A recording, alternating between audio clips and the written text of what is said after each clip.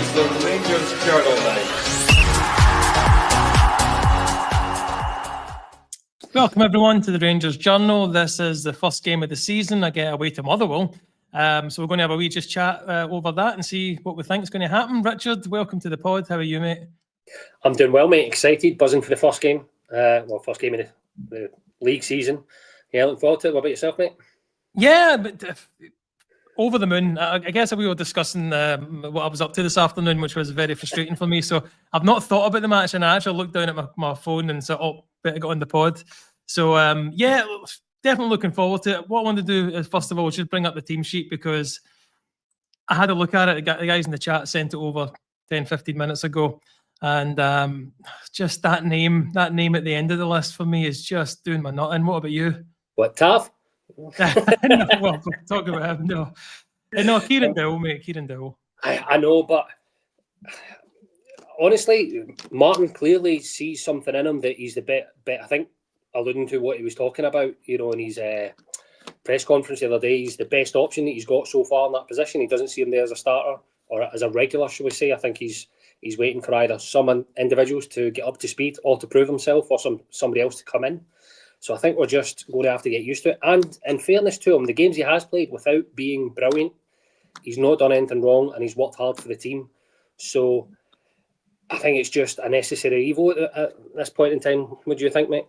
Yeah, I mean, I understand. It's just, again, I didn't want him back at the club anyway. Again, no harm to him. It's just not really performed in a Rangers shirt. Let me just read the team, mate, so for everyone, if folk are listening.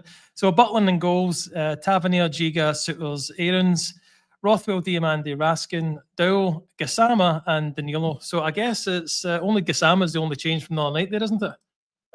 Yeah, and to be honest, quite rightly so. I mean, Curtis hasn't done anything wrong, but I think all the fans are desperate to see what Gassama can do over a full game.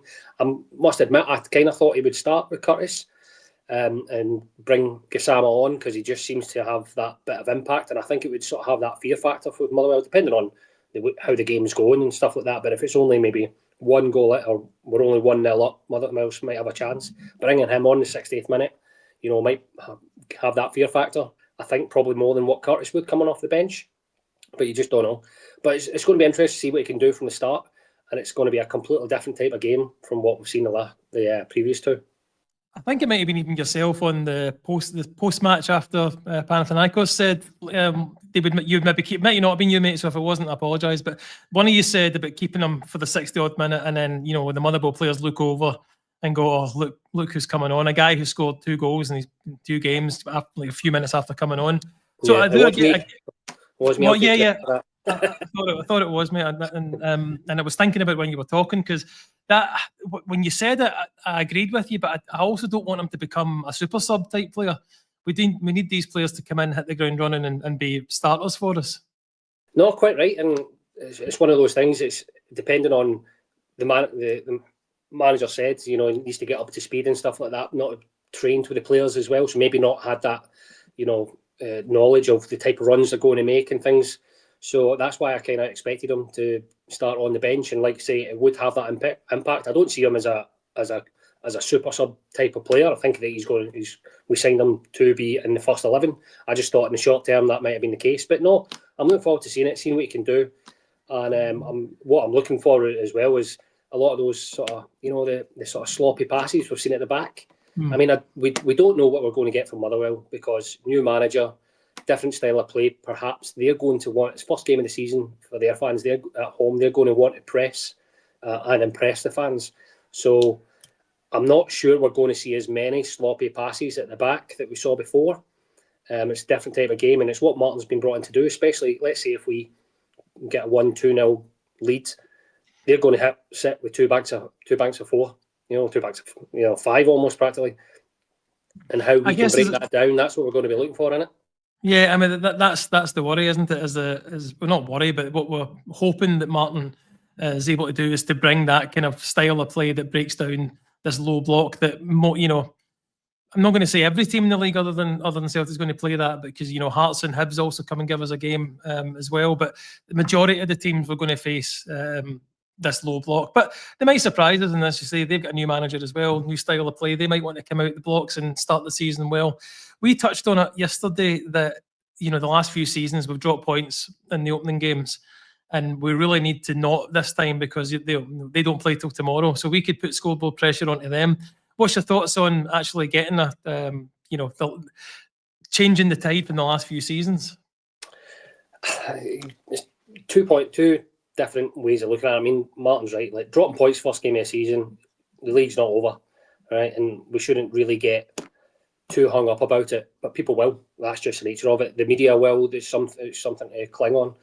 But what would be good and what we're looking for is, we're hopeful this is a different season. So we're looking for something different. Getting that win convincingly, I think it's not going to change anything in the grand scheme of things. But, you could look at it as that psychological boost, that sort of, those little half yards you need, to something like that in the back of your head, right? Good start. Let's keep the momentum going rather than, not falling, but say stumbling at the first hurdle sort of thing. We don't want that. We want to really show this is going to be different. This is a different season. This is, whole new boardroom, whole new players, different manager. Let's make it different. But at the same time, if it doesn't, we can't get too down about it, right? We just got to, go on to the next game. Does that make sense? Yeah, I've got. It's just you just don't want the win knocked out the sails. The first game of the season.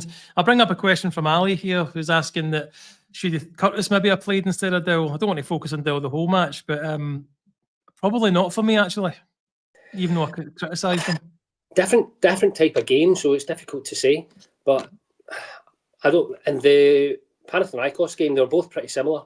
They weren't hugely impactful. Obviously, Curtis in the first leg was significantly, but in the return leg, Panathinaikos, I'm not entirely sure that he was. But I think what the plan is probably the opposite of what's happened before. Is Curtis is going to come on and replace Gassama, and perhaps we might see Cortez, replace Dowell as well, or vice versa. I think more than likely, but we'll wait and see. But I can't say that I really think that Curtis should be playing ahead of Dowell. I think Dowell and Curtis both very similar, and I think Dowell not saying deserves to keep his place, but he's not done anything to lose it, and there's nobody really pushing him to take it from him really at this moment in time. Yeah, no, fair enough. There was three key players other than Dowell I was thinking on, not necessarily surprised at, but just wanted to discuss, and that's Aaron's at left backs again. Keeping three other left backs out of the team. The manager mentioned during the week that he'd played there before. It's not going to be a long-term thing, but first game of the season, and he is starting at left back. Is that a worry? I'm not saying it's a worry. I think at times he's been less than convincing. That's probably harsh, to be fair. There's been coming inside, a couple of slap passes, but as I said, this is going to be a different type of game where he's going to be expected to be more attacking and probably not be as defensive, or he's not going to be pressed as hard, but maybe in the first 10-15 minutes from Motherwell. But as the game goes on, I don't think he'll be pressed as hard. But it's interesting that he's keeping Yefty out of the team, because Yefty was one of our better players for the majority of the season, last season. And it's just curious what he's doing wrong. Is it his attitude? Is it that he's not able to play Martin's style? Is that what's keeping him out of the team? He sort of touched on it in the press interview. Was it yesterday? I think it was. So I'm quite curious. Is this going to be a long-term thing? I don't think it will. Well, he alluded to it's not going to be Aaron's long-term solution at left back. So is that because he's wanting somebody else in, or Yefty needs to pull his finger out? I hope it's the latter, because he seemed like a promising player. So, Martin's been brought in as a head coach, not a manager. So get the best out of him, hopefully. You know what I mean? Yeah, and he did say in the press conference yesterday that we're not, you're not limited bringing players in by waiting for players to go out. But there's just no way I can see three left backs in the team and bringing someone else in over and above that. I think we're going to have to lose one or two of them if he doesn't fancy them. Well, he's pretty much said that Ridvan's been told he can leave. They had honest conversations. He's weighing up his options, so that's inevitable. So I think it's literally going to be somebody else, and Yefty playing at left back. Where that leaves Tav, I think that'll be a sort of something else to look at there, because Aaron's is coming into play. So if he's not the solution at left back, I think that alludes to the fact that he's going to be our right back. And where's that leave Tav? Don't know. Is that going to leave him probably putting in the centre for some of the games? It'd be interesting to see. But I think that's certainly going to be the plan anyway for Aarons to play right back for the majority of the season. I'm not necessarily disappointed with Diamandi starting actually, but there was some, seen some of the group chats and actually some online as well saying that they'd maybe like him out of this for this game. Was there anybody in the team? Obviously, Asgard is still unavailable, but was there any of the other players you think could have came in? Other than Asgard, I'm keen to watch. There's nobody that I don't think Diamandi done anything to really play his way out of the team in the Panathinaikos games. The only one that I would I'm hopeful we're going to see more of this season. So if Diamandi came out, I would like to see Bailey Rice step in there. Maybe not in that position, but shuffle the midfield around, get Bailey Rice in there is what I'd be looking for. Obviously Cameron as well. We haven't really seen him. Let's see what he can do. So I don't think I'm not disappointed to see Diamandi in. I think that's probably our best midfield currently with who's available. So I'm not disappointed. But if he does go but if he is left out, then for me, if Asgard's not available, what I'd be looking for is Bailey Rice, because I think this is a season he really, really needs to start performing. Yeah, we touched on that yesterday as well. Actually, that maybe it'd be better for him to go out on loan. But no, I would have liked if it wasn't going to be Diamandi, and as I say, I'm not disappointed it is him. I think Raskin and Rothwell do deserve their place, but if there was a position in midfield, I think he maybe would have been the one for this type of game. He is a kind of old firm European type player. Doesn't necessarily do as well in these type of games, but I just don't think Russell Martin would have put Lyle Cameron in for the opening game of the season. No, I didn't see that happening at all, because he didn't really get any minutes. Did he even get one at all in the last two games? I don't think he did. I don't think so. I wasn't expecting it. Hopefully we'll see him come on, be given minutes, see what he can do, ease him in gradually to the team. I think that's what we're going to be looking for. And the last kind of position, and again, I don't really think it's fair to judge him. He's had a good pre-season, but that's Danilo. Not really done much in the two qualifying games, and when Dessers came on the other night, then I actually thought he did quite well holding the ball up. Now, I'm not one of these ones that wants Dessers to stay, like 99% of the fans, but there was maybe a shout that Dessers would be suitable for this game more than Danilo, but it'll be interesting to see how he performs. It is interesting. I mean, I don't think Danilo done anything too wrong. I mean, Martin bigged him up in his post-match presser that he done the dirty work, really, without setting Heather on fire. Obviously, Dessers done what Dessers does and missed that. Don't want to say sitter, but certainly missed a chance that he should have scored. So it's interesting because clearly he either really fancies Danilo and that's who he's going with at the current, or you were not playing Dessers because it could potentially be going, so doesn't want to risk him. I think he'll probably come on for Danilo, again in the second half. But I think he's clearly our best choice at the minute. We paid $6.5 million for him. He's fit. He's looks in the best shape that he's been at the club. So we need to give him the opportunities. It's just a kind of difficult position, especially in European games with the lone striker. You don't get a lot of chances, especially away in Europe, and he never really got any the other night there. I'm going to just pull the team up again so we can have a look at the subs, because I forgot to have actually a look at that. So Kelly, obviously, Cortez, Barron, Dessers, Bayrami, Cameron, Jeffrey, Fernandez and Curtis. A surprise of that bench, or is it kind of what you expected? No, pretty much what I expected from what we know is available. There's a few that I'm hoping to see. Obviously, depends how the game's going. Cortez, Cameron, and I wouldn't mind seeing Fernandez get minutes just to have a better look at the guy, see what he's all about, just get him again more comfortable to the Scottish game. Especially, if we got a decent lead, I think it'd be a worthwhile substitution. But no, I think the bench is as expected, to be honest. Fair enough. Cortez for me, for just our point of view, needs to do something. We've spent this money on him. We need to, if he's going to be a good player, that's great. But if we're going to get any money back for him, he also needs to kind of show up and do something. So I'm hoping he gets minutes. Didn't think he would start, mind you. Obviously, Dessers is there. No Igaman, I guess, and he's still injured. As you heard the same. Yeah, that's what I've heard. Whether that's true or not, it's a different story. But yeah, it's not quite ready. 7 to 10 days. That's the old thing, isn't it? You know what I mean? There's a few of the players like that, mate, isn't there? I know, but we'll see what happens. But I'm hopeful he does come back, mind you. But just going back to what you were saying about Danilo, this is what we were saying about quite a few of them, that we need to really see them perform. I think this is Danilo's chance. You know what I mean? Let's see him grab it. And it's a different type of game than where he's played before. He's going to be in a busy box. Is he going to be able to take those finishes, especially when we're going to compare it with Dessers? Is he going to get that half a chance it converts into a goal? Is he going to get that sitter, that one-on-one, and actually bury it? That's what we're going to be looking for him from today. What do you think? Yeah, I mean, I think we said about him probably maybe like over a year ago anyway. He doesn't always score a chance, but he always gets heads up and he wants to put the next one away like McCoist. But I feel that's because we've seen so much of Dessers. Well, Dessers is the same. I mean, Dessers, misses some chances and then he will put one away. Maybe there'll be a couple of games in between, but they'll go on a run of 3 or 4 goals. So I feel that Danilo got judged a wee bit more the opposite of harshly. He get judged not to the same favourably, degree, more favourably than Dessers did, because he didn't have that run, and the team obviously getting a couple of injuries, the facial injury for the start, and then the other injury. I mean, he came on and scored in the cup final against Celtic, bringing us back into the game. So he's not like he's not done anything. It's just not seen enough of him, have we?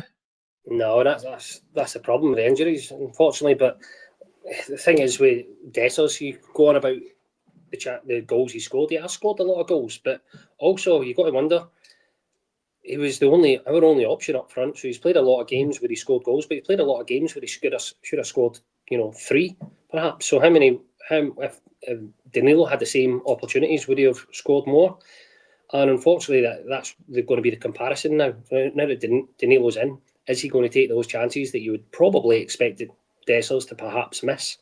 So that's what we're going to be really looking for. But it's not unfortunate for Dessers. You make a rod for your own back. You miss the chances that you should be scoring. Fans are going to get on your back. Is the enigma, isn't it? He misses the chances he should be scoring, but sometimes scores Messi-like goals. Like I think it was against Betis he scored that. Just seemed to roll it past the keeper nonchalantly. You know what I mean? Yeah. But then, next game it was an open goal, puts it wide. I think something like that is frustrating. But that's the enigma of Dessers. At least it's not as bad as the Panathinaikos finishing, because they could have had a few goals the other night there and hit the back row a few times, I think. But looking forward to this game, the season is beginning. The disappointing of last season has maybe subsided a little bit. Is it out of your memory yet? It was, mate, until you brought it back up just there. Sorry about that. No, it is. It's a new, brand new season, new manager. Almost new starting 11, at least half of them. New chairman, new board. Got to think positively. Got to look ahead. Stop looking back, and back the team as we always do. So I'm kind of hopeful. I'm very optimistic, to be fair. I'm looking for a good start, and I'm looking forward to it, mate. Looking forward to it. I think there is only 2 players that we always use the old thing when the manager comes in and plays them again. They're going to get you the sack. So you've got Tav and Dowell, and maybe it's unfair on Dowell because not been here long enough, but certainly we're looking for not the end of James Tavernier playing for us, but I think Aaron's coming in was a signal that he's going to be phased out a wee bit. Obviously, he's still getting played there due to necessity. Do you see Tav, starting a lot of games this season if we do sort the left back situation out? In the league, I do see him playing the majority of the games in the league. Whether he plays as often in Europe, I'm not so sure. It depends who we bring in. Left back, obviously, but I can see him probably starting the majority of the league games. Whether or not he starts the sort of bigger ones against Celtic, Hearts, etc., I'm not so sure. But I think he'll play quite a few of them. And I think you're right. It's probably going to be the time where he's going to start to be phased out. Hopefully, I'm quite right. He has lost that yard of pace. He's probably not quite as effective going forward as what he was. It's only natural. We're not completely dropping him. Just phase him out, bring his experience, his knowledge. He is a captain, and every manager that he's worked with has pretty much made him captain. So he's clearly going to be doing something good behind the scenes. He does add value. You can't deny that. So I think we just got to trust what the manager's doing and see what happens from there. Yeah. I guess I wanted to also touch on Butland a little bit because he's kept us in that tie, hasn't he, the last couple of games? But he did go away and do kind of personal training over the summer, hoping that that's the reason for the improvement of maybe just confidence. He's obviously he has been a good goalkeeper, but something happened last season. He does get the shirt for the season, that's clear. Obviously, he started the last couple of games, but there's always that up in the air thing. But Kelly's on the bench. Are you happy with Butland starting back in number one? I am, and I'm actually writing something about him, to be honest. So I'll see how he does today. But I've been thinking about it a lot. So goalie, it's a hard position in goal. As soon as you make a mistake, it's a goal. Whereas every other position, you got other people to back you up. You're not the last line of defence. And it was like was it Scottish Cup or the League Cup game? Celtic, where he made that mistake. I think it was a Scottish Cup game. Made the mistake, and from there he just wasn't really the same player that he was when he first, for the majority of his first season with us. Last season, he just really did not get going at all. Made a few good saves. But I also look at it from the point of, if it's any other position in the pitch, any other position, and you're having a clear, confidence crisis and confidence and form, you get dropped, you get taken out, you get protected.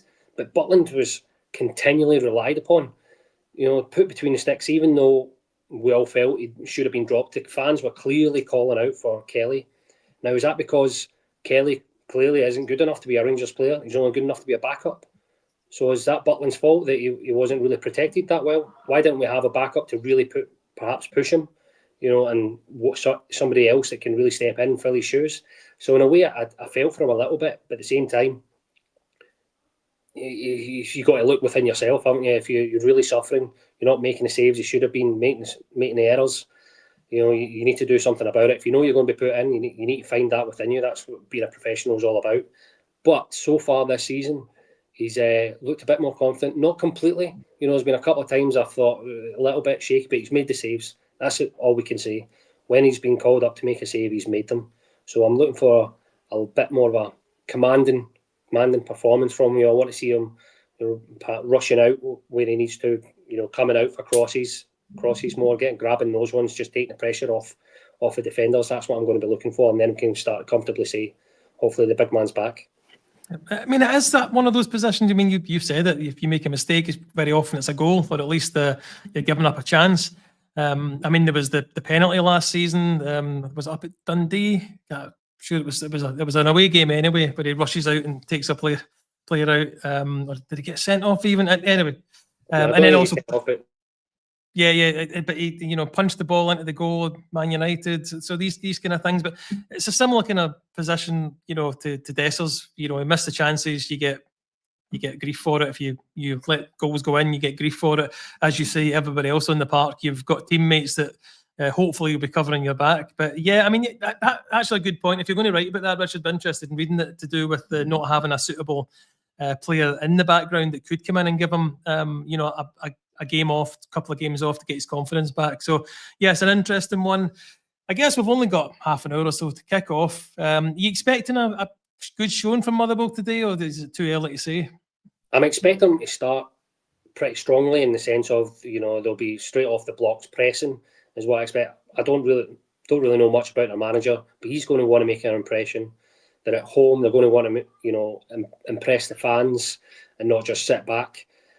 So I expect it to be a little bit of a fast start. They're going to press high. Probably watch their game in midweek. They're probably going to try and see if they can, make those defensive errors, in our third. That's what I expect from them, to be honest. But I think we get the first goal, we start to impress ourselves. They'll gradually sit back, and I bet you by the end of the game, it's going to be us 2 banks of 5 against their in the final third against them, and that's what I'm looking forward to seeing, to be honest, see how we break that down. And just as regards the actual starting 11 again, we've got 1 more month left of the transfer window. How many changes do you expect there to be in a month's time when we kick off? How many new players do you think will be in? I was kind of thinking that we're going to make more signings as we progress in the Champions League. So I disappointingly, I was kind of thought Cody would be coming in this week, especially with the Wrexham interest. I thought, right, we'll get through the first hurdle, guaranteed Europa League or group stage football at minimum. So we know the minimum amount of money we've got. So a few more bucks in the bank. Let's get Cody in. But that's not happened for whatever reason. I don't know. So I'm kind of. Martin said it himself that he expects it to be different. I expect probably another at least 2 to come in. I think at least a bare minimum is going to be a left back and another centre back. And depending on whether or not Dessers and Igimani go, they're going to be replaced. So with that, the forward line I think will stay the same, but I think at very minimum we're going to get a left back, centre back, and with McCausland going, probably another winger as well. Because who else we got on the right? Well, there's been a couple of comments. I'll bring this one up. It's not the only one. Ant-Man deal supposedly done. I got sent, I think it's an article by Chris Jack. I buzzed up just as I was talking to you there, so I'll need to have a check after the pod to see how close that's going to be. But there's one plus your left back and centre half. I think we could. It's one of these things. It just really does depend if we get rid of the players or players go that. If Igimani goes, you then look at a striker as well. So I guess we don't know. I think from my point of view, I'd be happy with maybe three more players, 4 if we're being generous. But I don't see it being dramatically more than that. But I'd love to be wrong. No, I completely agree with you. I think Chris Jack put something cryptic on Twitter. Somebody asked him a question about something. Someone, they said, there was no truth in it. The Leeds guy, right? He said no truth in this, and somebody else commented in the thread anything about Ant-Man, and rather than deny it, he put, here's an article we had in the Rangers review. So I think that was a subtle nod to there's some truth in it. So we'll see what happens with him, but looks like it could be another one that's coming in. Hopefully, I don't really know too much about him, to be honest. No, me neither. No, but let's say another winger, left back, centre back, and then we'll see what happens in the forward line. I'm still hoping Igimani stays. He's got a decent contract. I really want to see what he can do. Me too. We've seen it in glimpses. He can chest a ball and nutmeg people for fun all day. So I want to see more of that. So we'll see what happens come the end of the transfer window. Now, Richard, I don't particularly like score predictions because we're just two guys talking about Rangers on a podcast. But how do you expect the match to go then? What do you think? Is it a win, a draw, or a loss? Genuinely, for me, it's a win, and I'm going to go with an optimistic 3-1. I want to say nil because I want a clean sheet for Butland, to be honest, but I'm probably going to go 3-1. Because I wouldn't be surprised actually if that's what it is. Again, I say I don't like score predictions because it doesn't mean anything. We'll see what happens in the game. Look, everyone, thank you very much for watching the pod for the match against Motherwell today. It is on Sky Sports, I believe, at 5:30, so dead on half an hour now. So hopefully we're giving you something to think about before the game starts. Richard, mate, thanks for coming on. Always a pleasure, mate. Good to see you again, mate. You too, mate. Good stuff. Just also want to mention our sponsor, which is Off to the Match I Go. If you head over there and you like anything, use the code Journal10 and you get 10% off. So that's offtothematchigo.co.uk. So I hope your team wins today, guys. And remember, every night is a Rangers Journal night. Cheers.